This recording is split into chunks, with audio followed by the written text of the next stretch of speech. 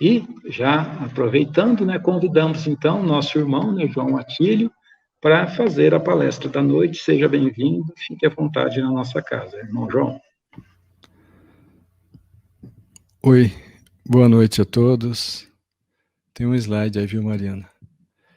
Nós agradecemos a Deus inicialmente, agradecemos ao convite do Centro Espírita Caiba Schutel, de Ilha Solteira. Fazemos em nome de Dr. Aparecido de Carvalho. Agradecemos a Mariana, que está por trás de todos esses instrumentos aqui, operando a mesa. Agradecemos a Mara e o Carlos também. Também agradecemos a todos que têm a tolerância, a paciência, a concordância em conversarmos hoje sobre o Evangelho de Jesus de Nazaré. Também agradecemos a Bezerra de Menezes por ser hoje seu aniversário, conforme o Carlos bem anunciou. E possamos então entrar no assunto de hoje, que é moral estranha. Ela se encontra no Novo Testamento, na Bíblia, no Evangelho segundo Lucas, no capítulo 9, também no capítulo 14, e também no Evangelho segundo Mateus, no capítulo 10, versículos 34, 35, 36 e 37. Mais fácil é encontrar aqui no Evangelho segundo o Espiritismo, onde tem uma explicação no texto de Allan Kardec. Então, nós podemos tentar fazer esse capítulo hoje, se der tempo, e iniciamos então no item primeiro, quem não odiar pai e mãe. Bem, esse item de agora, quem não odiar seu pai e sua mãe, Jesus estava pregando na beira do mar da Galileia e ali aglomerou, como era de comum acontecer, onde Jesus falava, aglomerou uma multidão muito grande. Então, Jesus disse, primeiro vamos explicar, né, que havia uma grande multidão acompanhando Jesus, e voltando-se para eles, Jesus lhes disse, se alguém vier a mim e não odiar a seu pai e sua mãe, sua mulher e seus filhos, seus irmãos e suas irmãs, até mesmo sua própria vida, não pode ser meu discípulo. Assim, todo aquele que não carrega sua cruz e não me segue, não pode ser meu discípulo. E todo aquele que dentre vós não renuncia a tudo que tem, não pode ser meu discípulo. Está lá no Evangelho de Lucas, capítulo 14. Então veja, nós podemos destacar aqui que estava uma multidão de várias pessoas com vários interesses, com vários níveis de entendimento, e Jesus então dá esse ensinamento, fazendo aqui uma diferença entre a multidão e um discípulo de Cristo, fazendo aqui uma diferença do que é necessário, das condições necessárias para ser um discípulo de Cristo. Então aqui, deixa eu só aumentar um pouquinho o som para mim. Isto. Então aqui nós vemos que Jesus utilizou uma palavra bastante forte aqui, odiar, mas a palavra odiar não tem o mesmo significado que para nós hoje. Nós vamos observar aqui, ó. Primeiro nós poderíamos perguntar, será que Jesus disse assim? Jesus nada escreveu. Foram os apóstolos que escreveram após a morte de Jesus. A escrita foi manual. Fizeram cópias também manual. As cópias foram traduzidas. Linguagem pobre era o hebraico, no dialeto aramaico e siríaco que Jesus utilizava. Muitas palavras tinham várias significações e algumas palavras sofreram alteração do significado ao passar dos séculos, né? Isso é comum. Mas será que Jesus disse odiar no sentido da palavra de hoje? Claro que não, né? Pois Jesus pede para nós amarmos a Deus sobre todas as coisas e amar ao próximo como a nós mesmos. Jesus pede para honrar pai e mãe. Não pediria para a gente odiar, né? Vamos nos recorrer aqui ao texto que está no Gênesis, capítulo 29, versículo 30 e 31. Lá está escrito assim: E Jacó amou também mais a Raquel que a Lia. E Jeová, vendo que Lia era odiada... Observam? Aqui não cabe a palavra odiada, no sentido da palavra de hoje. Percebem? Porque quem disse que Lia era odiada? Aqui dá para perceber claramente que a palavra odiada tinha um significado de menos amada. Então, se a gente reler o Gênesis, na mesma condição, e Jacó amou também mais a Raquel que a Lia. E Jeová, vendo que Lia era menos amada. Então veja que em alguns lugares a palavra odiada que está no texto hebraico não tem a significação de hoje, porque lá era uma linguagem pobre e fazia-se uma diferença entre os extremos para indicar gradação do sentimento da palavra. Então veja, aqui também, em Lucas, no Evangelho de Lucas, Jesus disse, Lucas anotou no capítulo 25, versículo 26, se alguém não vier a mim e não odiar seu pai e sua mãe, odiar aqui então deve significar a mesma coisa que lá em Gênesis. Odiar significava amar menos. Então, se a gente pegar Lucas capítulo 25, versículo 26 e reescrever, se alguém vier a mim e não amar menos seu pai e sua mãe, não pode ser meu discípulo. No sentido de que, para ser discípulo, é muito diferente da multidão. Para ser discípulo, tem que amar a Deus mais do que qualquer coisa. Amar a Deus sobre todas as coisas, inclusive amar a Deus mais do que ao pai, à mãe, aos filhos, à esposa e tudo mais. Então, veja, para ser discípulo de Jesus, que vinha trazer a lei de Deus, que vinha trazer a lei de amor, claro, precisava amar a Deus, amar a Jesus mais do que a qualquer outro. Por isso, Jesus diz isso.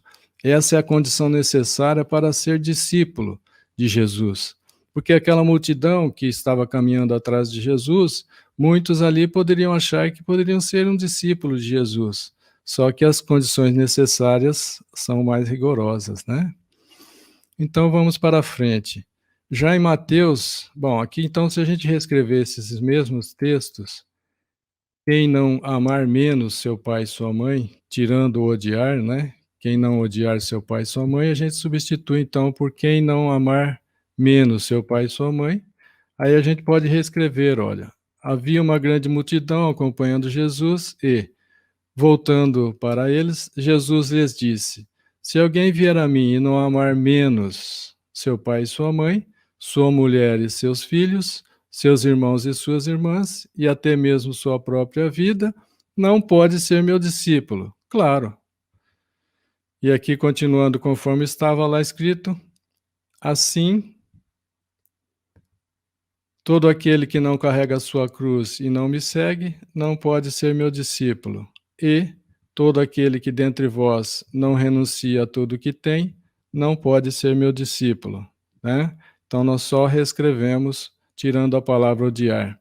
Já em Mateus, fica muito claro o texto original de Mateus, que diz amar menos, veja. Aquele que ama mais a seu pai ou a sua mãe do que a mim, veja, está aí. Já em Mateus está muito claro: aquele que ama mais seu pai e sua mãe do que a mim, não é digno de mim. Aquele que ama mais a seu filho ou a sua filha, não é digno de mim, né? Está lá em Mateus. Então, isso agora deixa mais claro para nós. Kardec pega esses textos da Bíblia, do Novo Testamento, e coloca no Evangelho segundo o Espiritismo, num capítulo especial, onde ele chama Estranha Moral ou Moral Estranha, dependendo da tradução. Então, nós podemos fazer uma análise. Muitas palavras tinham várias significações. Por exemplo, um período qualquer de tempo e a revolução diurna da Terra em torno do seu próprio eixo foram traduzidas por dia. Daí a crença de que o mundo foi feito em 6 dias, de 24 horas, e é uma coisa que não bate, né? Tá fora. Quantas horas tem a noite? Então, também aqui uma outra pergunta que vai nos fazer pensar que existem várias palavras com várias significações, uma palavra só com várias significações. Por exemplo, quantas horas tem a noite? 12 horas. Quantas horas tem o dia? 12 ou 24? O dia, a palavra dia tem dupla significação de horas. Ora, nós pegamos o dia com 12 horas na parte clara e 12 horas na parte escura, ou falamos de um dia de 24 horas. Então veja que até hoje persiste essas possibilidades de duplo sentido. Que nem a palavra manga, manga de camisa, fruta, gozação, ou um cercado onde se fecha bovinos. Veja, essa frase, se o pato perde a pata, olha que interessante. Se o pato perde a pata, como ele fica? Manco ou viúvo? Veja, até hoje nós temos palavras que dão dupla interpretação. Então, já hoje, mesmo hoje, com todo avanço de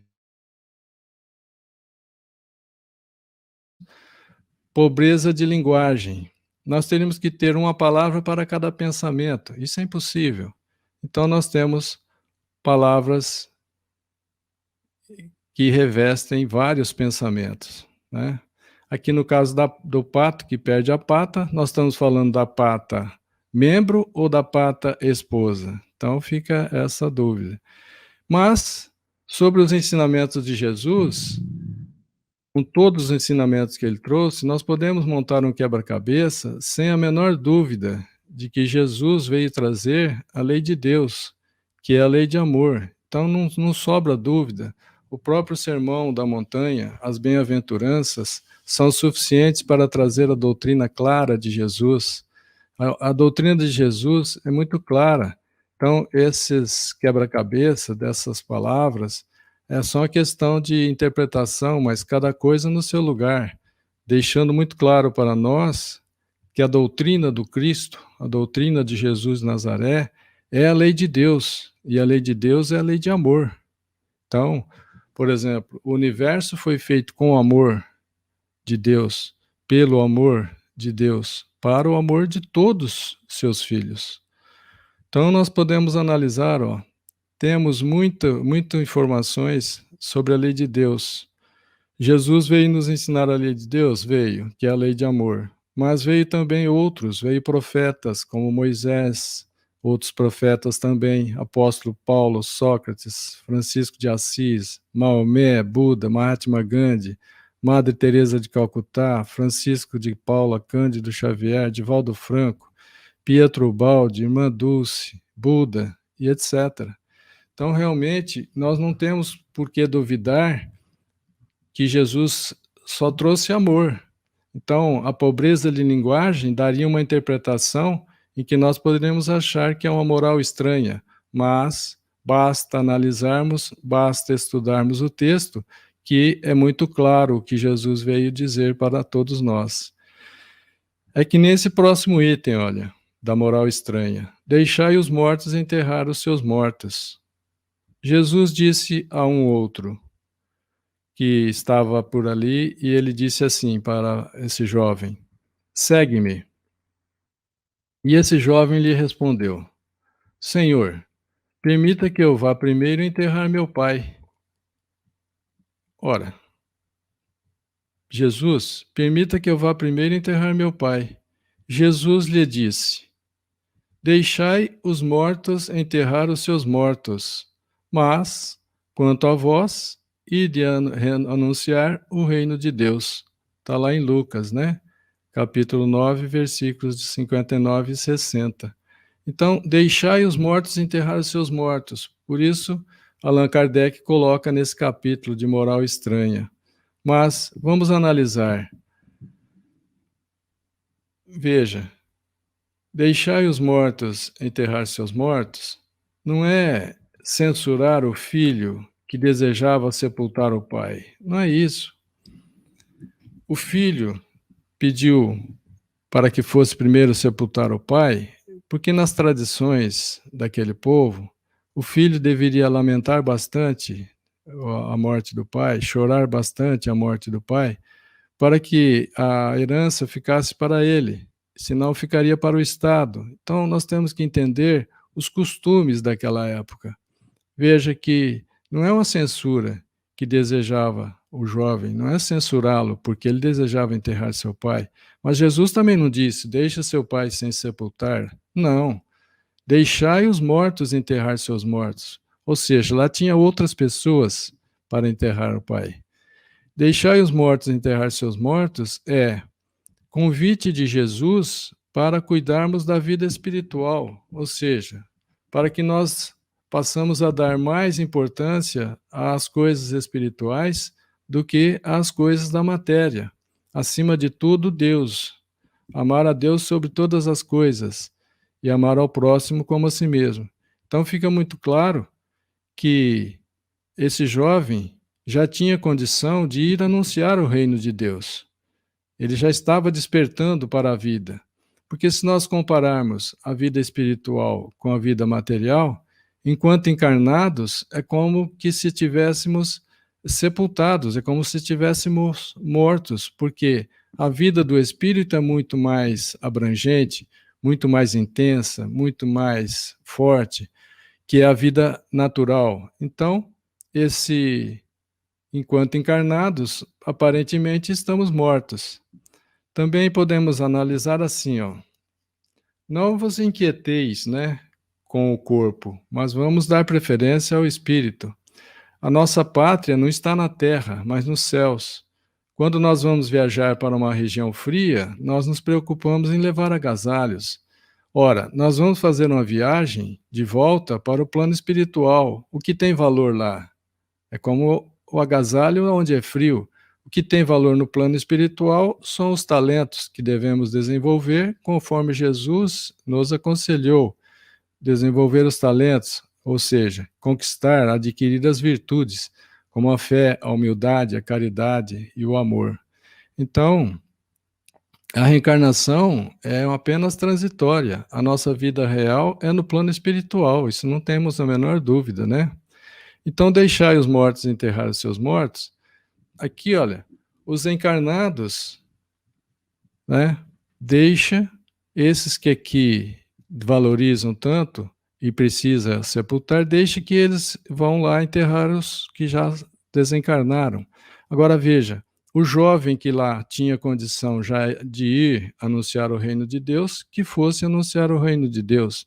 Também deixai os mortos enterrar os seus mortos, tem esse significado aqui, ó. Enquanto aqui estamos chorando pelo que acabou de desencarnar, que passa por uma nova fase, porque a vida é eterna, lá automaticamente já tem aqueles que estão esperando ele no plano espiritual. Deixa eu ver se eu passo o mouse aqui. Olha aqui, ó. Aqui ele está acabando de desencarnar, já está sendo recebido por a nossa família maior. Nossa família maior está desencarnada. Está sendo recebido pelos espíritos também que o assistiram, pelo anjo de guarda. Então, deixai também que esses que nós chamamos de desencarnados, que são chamados de mortos, deixai que eles cuidem dos nossos recém-desencarnados.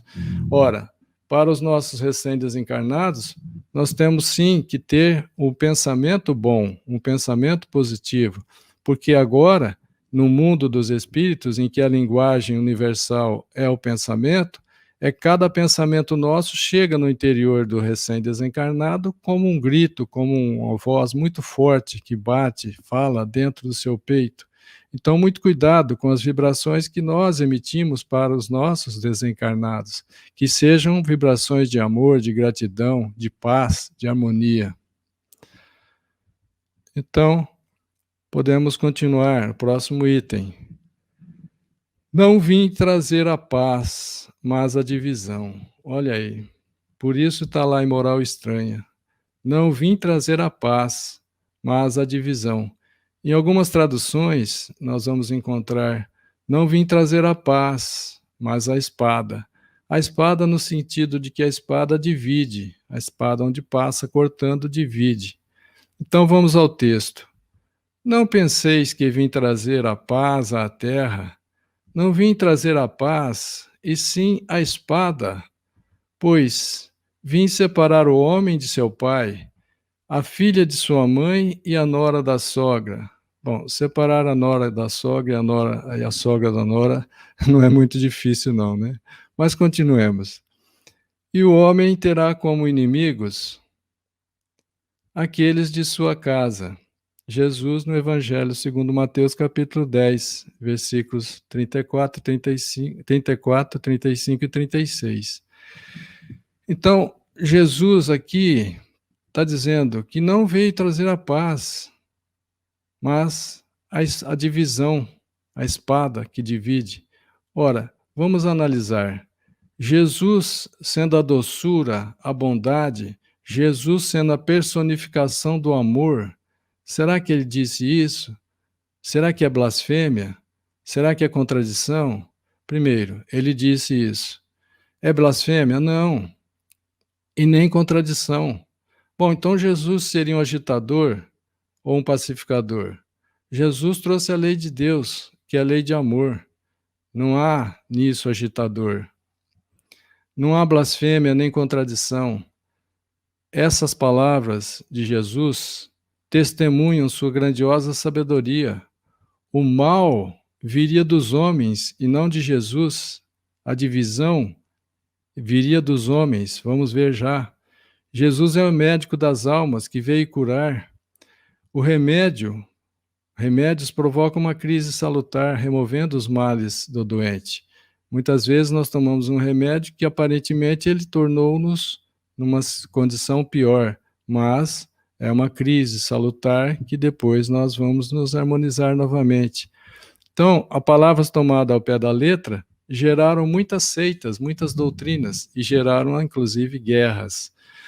Nós temos que analisar o texto, né? Então, quando a gente diz não vim trazer a paz, mas a divisão, nós temos que analisar que existia o paganismo. Depois veio Moisés e traz para nós o monoteísmo. Então, antes era politeísmo, eram adorados vários, Deus é um só. Então, nós adentramos ao monoteísmo. E aí, estava naqueles dias de Jesus o monoteísmo e o paganismo. E Jesus vem trazer uma ideia nova de um monoteísmo. Vem trazer para nós um Deus de amor, de bondade, acima de tudo de amor. E toda ideia nova, ela encontra inevitavelmente oposição e resistência. E a resistência da ideia nova é proporcional à importância da ideia nova e dos resultados previstos. Quando se prevê um resultado muito grande para a ideia nova, então ela traz mais resistência. Quanto maior for a ideia nova, tanto maior será o número de interesses ameaçados. Veja, o cristianismo destruiria pelas bases os abusos dos fariseus. O cristianismo, a doutrina que Jesus trouxe, que é a lei de Deus, que é a lei de amor, destruiria na base os abusos dos doutores da lei, dos escribas e dos sacerdotes do seu tempo. Então, por isso fizeram Jesus morrer. Eles acreditavam que, matando o homem, matariam a ideia, mas a ideia, o cristianismo sobreviveu porque é uma ideia verdadeira, porque é a lei de Deus. A lei de Deus, ela é perfeita, não precisa mudanças, não precisa ajustes, não precisa aperfeiçoamentos. Então, a ideia, a lei de Deus, ela é verdadeira sempre, sem problema com o tempo e sem atemporal, né? Sem depender do tempo e sem depender do local também. A lei de Deus é universal, imparcial, atemporal, né? Então, o que a gente pode dizer? Que justamente quando Jesus traz essa ideia nova, vai de encontro também a muitos daqueles que tinham interesse de continuar escravizando pessoas, porque Jesus mostra que somos todos iguais, somos irmãos, e o povo fazia uso de escravos. Ora, se somos todos iguais, os escravos são iguais a nós, teria que acabar a escravidão também. Então, a resistência ao cristianismo, a resistência à lei de Deus, era muito grande, porque feria muitos interesses econômicos, interesses sociais e interesses políticos. Aqui, olha, não vim trazer a paz, mas a divisão, a discórdia que a lei de amor provocaria, essa é a decorrência dessas resistências, desses interesses que estavam sendo ameaçados, e não Jesus. Conflitos momentâneos que surgiriam e lutas para estabelecer o reino de Deus na terra. Não o propósito de semear a desordem e a confusão. Não, Jesus não veio para isso. Jesus não era agitador, né? Então, não vim trazer a paz, mas a divisão, não significa desordem e confusão semeadas por Jesus. O mal viria da imperfeição dos seres humanos e não de Jesus. Quando ele diz também mais à frente que se numa casa houvesse 5 pessoas, 2 ficaria contra 3 e 3 contra 2, não vai dar tempo de falar sobre isso, mas significa que 2, por exemplo, ficaria com a lei de Moisés ou com o paganismo, adorando vários deuses, e os outros 3 ficariam com a lei de Deus, que é a lei de amor que Jesus trouxe. Então, a divisão não é Jesus que traz, mas é os homens que provocam a divisão. Jesus traz uma lei de amor que beneficia a todos, e o que se fazia antes eram interesses particulares. Então, não vim trazer a paz, mas a divisão significa cóleras, conflitos, dificuldades para aceitar a lei de amor. Isso é o que aconteceu. Observar em Saulo, que se converteu ao cristianismo e mudou de nome para Paulo de Tarso. Quando Paulo de Tarso vai visitar seu pai para tentar convencer seu pai ao cristianismo, o pai de Paulo de Tarso, não aceita e expulsa Paulo de Tarso da casa dele e deserda Paulo de Tarso. Então, também o Espiritismo encontra isso, também a luta atual do Espiritismo, essa dificuldade, porque é uma ideia nova. Então, as ideias novas são perseguidas. E o caso do Espiritismo é porque ele vem mostrando de onde viemos, por que estamos na Terra, por que sofremos, por que temos aflições de reencarnações desta reencarnação e de reencarnações anteriores, para onde vamos. Então, isso tudo realmente faz com que as pessoas tenham certa dificuldade em aceitar o Espiritismo, porque o Espiritismo vem trazer também a lei de amor com mais clareza, com mais detalhes, sem deixar dúvida, escancarando aqueles pontos em que Jesus apenas disse por parábolas. Então, realmente, o Espiritismo encontra resistência por causa disso, por causa de interesses também. E nós agradecemos a paciência, a tolerância de todos vocês, para não estourar o tempo. Agradecemos. Muita paz a todos.